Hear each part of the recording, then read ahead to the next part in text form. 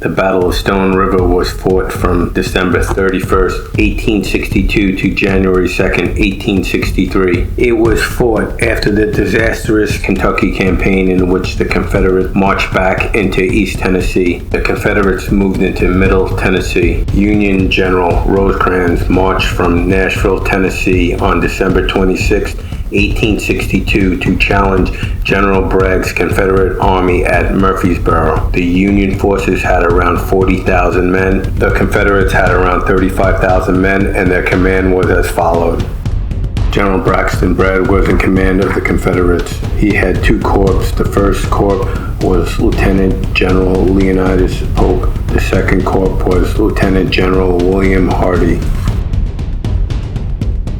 First Corps was commanded by Lieutenant General Leonidas Polk, and he had two divisions, Cheatham's Division and Withers' Division. The first division was commanded by Major General Benjamin Cheatham. He had four brigades commanded by Brigadier General Daniel Donaldson, Brigadier General Alexander Stewart, Brigadier General George Manny, and Colonel Alfred Vaughn. The second division was commanded by Major General John Withers. He had four brigades commanded by Brigadier General John Loomis, Brigadier General James Chambers, Brigadier General James Anderson, and Colonel Arthur Manigault. The Second Corps was commanded by Lieutenant General William Hardee, and he had three divisions: Breckinridge Division, Claiborne Division, and McCow Division. The first division was commanded by Major General John Breckinridge, and he had five brigades, commanded by Brigadier General Daniel Adams, Colonel Joseph Palmer, Brigadier General William Preston, Brigadier General Roger Hanson, and Brigadier General John Jackson. The second division was commanded by Major General Patrick Claiborne, and he had four brigades, commanded by Brigadier General Lucas Polk, Brigadier General John Liddell, Brigadier General Bushrod Johnson, and Brigadier General Sterling Wood. The third division was commanded by Major General John McCown, and he had three brigades, commanded by Brigadier General Matthew Ector, Brigadier General James Rains, and Brigadier General Evander McNair. The Cavalry Corps was commanded by Brigadier General Joseph Wheeler, and he had three brigades: Brigadier General Abraham Buford, Brigadier General John Wharton, and Brigadier General John Pegram. Major General William Rosecrans was in command of the Union Army. He had three wings. The right wing was Major General Alexander McCook. The center wing was Major General George Thomas. The left wing was Major General Thomas Crittenden. The right wing was commanded by Major General Alexander McCook, and he had three divisions. The first division was commanded by Brigadier General Jefferson Davis, and he had three brigades, commanded by Brigadier Colonel Sidney Post, Brigadier Colonel William Carlin, and Brigadier Colonel William Woodcroft. The second division was commanded by Brigadier General Richard Johnson, and he had three brigades, commanded by Brigadier General August Willis, Brigadier General Edward Kirk, and Colonel Philemon Baldwin. The third division was commanded by Brigadier General Philip Sheridan, and he had three brigades, commanded by Brigadier General Joshua Sill, Colonel Frederick Schaefer, and Colonel George Roberts. The center wing was commanded by Major General George Thomas, and he had three divisions. The first division was commanded by Major General Lovell Rousseau, and he had four brigades, commanded by Brigadier Colonel Benjamin Scribner, Colonel John Betty, Colonel John Starkweather, and Lieutenant Colonel Oliver Shepard. The second division was commanded by Brigadier General James Negley, and he had three brigades, commanded by Brigadier General James Spears, Colonel Timothy Stanley, and Colonel John Miller. The third division was commanded by Brigadier General Speed Fry, and he had one brigade, commanded by Brigadier Colonel Moses Walker. The left wing was commanded by Major General Thomas Crittenden, and he had three divisions. The first division was commanded by Brigadier General Thomas Wood, and he had three brigades, commanded by Brigadier General Milo Haskell, Colonel George Wagner, and Colonel Charles Harker. The second division was commanded by Brigadier General John Palmer, and he had three brigades, commanded by Brigadier General Charles Croft, Colonel William Hazen, and Colonel William Gross. The 3rd Division was commanded by Brigadier General Horatio Van Cleve, and he had 3 brigades commanded by Brigadier Colonel Samuel Beatty, Brigadier Colonel James Fife, and Brigadier Colonel Samuel Price. The Cavalry Corps was commanded by Brigadier General David Stanley, and he had 3 brigades commanded by Colonel John Kennett, Brigadier General Robert Minty, and Brigadier Colonel Louis Zahm.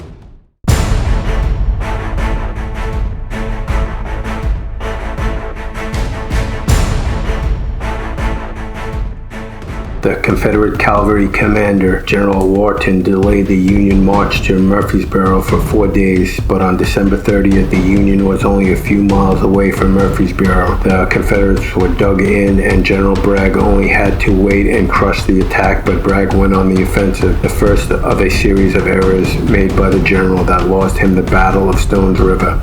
General Bragg's plan was to attack the Union right flank and push into the Union Army's rear and cut it off from Nashville. General Rosecrans' plan was to attack on his left to fracture the Confederates' right and cut off the Confederates from Murfreesboro.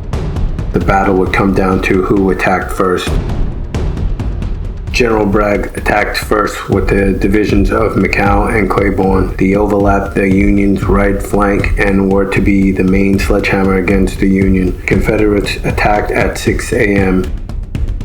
McCall and Claiborne slammed into Johnson's division, causing the Union's flank to dissolve. It looked like Bragg's plan had worked and the battle would be won, but McCall kept pushing the Union retreating troops instead of performing a wheeling motion to the right in order to attack the Union from the rear. He went too far west, causing a gap in the line. The battle now was coming apart for the Confederates. General Claiborne saw the gap and slipped his division into it, but now the punching power for the Confederates were lost. In all of the confusion, General Willis was captured. Union Colonel Post swung back to the right, forming a line perpendicular to his original placement. Johnson and Little attacked Post, causing him to pull back. Baldwin then went south to meet the Confederates, but soon after had to fall back as well. Wood and Polk then attacked Carlin. Colonel Loomis led his brigade against the Union's line, but was forced back when Colonel Loomis was injured. Colonel Vaughn then attacked the Union line and was thrown back as well. Wood and Pope managed to send Carlin in retreat and proceeded to send Woodruff in retreat as well. Manigault then attacked the Union line, and Brigadier General Sill was killed. The Confederates brought out Manley and Anderson to attack the Union lines. General Rosecrans realized that his plan to outflank the Confederates was not going to happen and maneuvered his troops towards the right flank of the Union line. Anderson and Stewart attacked Roberts' brigade, who was running out of ammo when Roberts was killed. They soon retreated north. One by one, the Union brigade started to fall back. Colonel Beatty never received orders to fall back. His brigade was hit by Polk, but he sent Polk's men back. He soon withdrew as well. Claiborne sent his brigades up north. Stanley and Miller soon withdrew after much bloodletting in the limestone outcropping, as the name Slaughter Pen would become synonymous with the Battle of Stone River. Rain attacked the Union line by himself. The Union hit him with devastating fire and Rains was killed. Hector then attacked and was also hit with devastating fire and pulled back. 3 Union brigades headed south towards Claiborne's brigades. They managed to stop Harker brigade, opening up a wide gap in the Union line. Johnson moved north, sending the Union line in retreat. The Confederates moved to meet the Union line, but were pushed back under heavy fire. Chalmers and Donaldson attacked the Union lines, causing General Chambers to be injured and the rest to fall back. Stewart's men were attacked by Shepherd's brigade, and both were forced to pull back. Bragg sent over reinforcements from Breckinridge brigades. Adam and Jackson attacked the Union line, but it yielded little results, and Preston tried next and fell back into the woods. January 1st, 1863 saw little action for both sides. They both observed New Year's Day and tended to their wounded. In the rear, Wheeler's cavalry continued to harass the Union line of communication on the turnpike back to Nashville. Convoys of wounded had to be traveled under heavy escort to be protected from the cavalry, and Wheeler interpreted these movements as preparation for a retreat. He reported this to Bragg. Bragg, thinking he won the battle, was content to wait for Rosecrans to retreat. Bragg now tried to attack the only place he had not done so yet on his far left flank. He ordered Breckinridge with his 4 divisions to attack the 2 rises located on the east and west side of the river. After looking over the battlefield, Breckinridge told Bragg that the attack should not happen, but Breckinridge was overruled. Facing Breckinridge stood 4 divisions on the east side of the river and 3 divisions on the west side of the river. Making matters worse was the fact that his artillery would only be allowed to follow him once they took the east side of the river. At 4 p.m. the battle started. Hanson's division pushed forward and General Hanson was struck in the leg and died. The other 3 divisions pushed forward. The Union line started to pull back and they sent in Grinder's division to help their lines. Fife was injured by getting thrown off his horse and 5th Brigade withdrew under heavy fire. Rosecrans then set up a strong line with cannons and retreating men on the west side of the river waiting for the Confederates to move west to their location. When the Confederates moved west of the river, they were hit with 45 artillery pieces. A Confederate soldier described it as such. So it was here, if a soldier ever saw the lightning and heard the thunderbolts of a tornado. At the same time, the heavens opened and the stars of destruction were sweeping everything from the face of the earth. If he was in this charge, he saw it. This stopped Breckinridge's division in their tracks, and they retreated as the Union pushed forward. The Union captured the Confederates' cannons. The next day, Bragg would begin his retreat to Tullahoma, Tennessee, ending the Battle of Stones River. The Battle of Stones River cost the Union 12,906 casualties, 1,677 killed, 7,543 wounded, 3,686 missing and captured.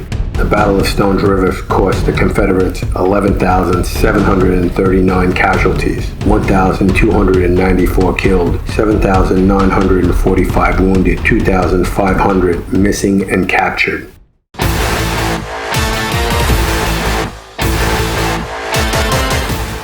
In this alternate battle fallout, we were supposed that McCown did not chase the Union troops and now performs a wheeling motion to the right, attacking the Union from the rear. Claiborne supports McCown and does the same, crushing the Union lines. With the Confederates attacking behind the Union lines, Union forces retreat or get destroyed, facing an enemy attacking on 2 sides. The Union, not able to dig in, quickly retreats the area, and the Battle of the Stone River is won by the Confederates. The Union's loss does not give them a much-needed boost in morale and does not reinforce President Lincoln's foundation for issuing the Emancipation Proclamation. European powers now entered the war on behalf of their Confederates. This one battle could have changed the outcome of the war and changed the course of the country forever.